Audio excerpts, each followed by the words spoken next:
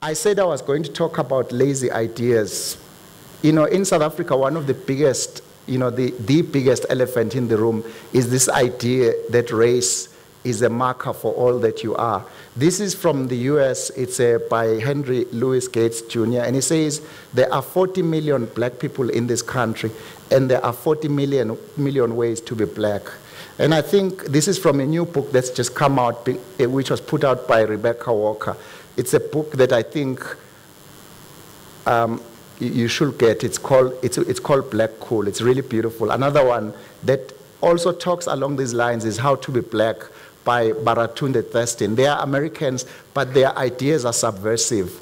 And I think we need to be shaken out of our comfort. Right. And I think sometimes South Africans, this is one of the great tragedies of the rainbow. The rainbow was a great idea, except that it emphasized political correctness, not frankness. So all the things we want to say to each other, we say when we've left this room. And I think we mature when we discuss all our uncomfortable things. And you can't be truly creative without also feeling that you can say everything you want to say. But when you do say it deliberately and not afterwards have to apologize.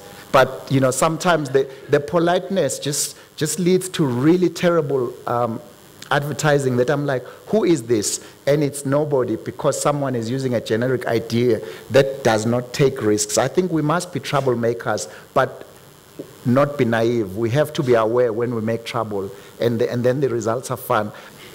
Often we hear people saying, well, the African languages are dying. Let me tell you now, just like they say the death of radio, these African languages are not dying.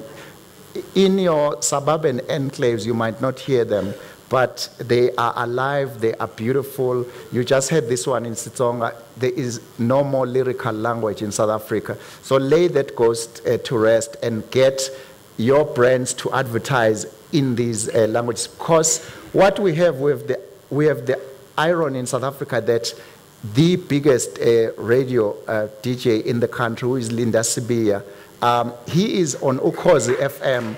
But what happens is that in terms of the cost per thousand, it's an insult to that big audience. And in many ways, it reflects the stubbornness of old assumptions about who's worthwhile.